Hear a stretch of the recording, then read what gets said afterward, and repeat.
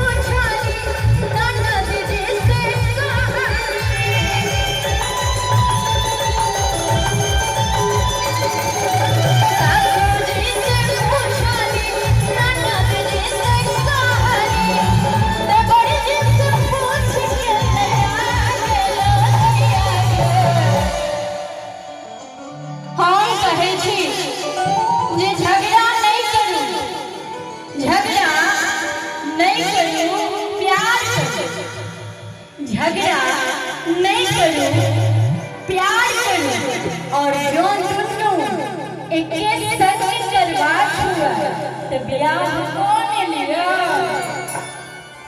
यही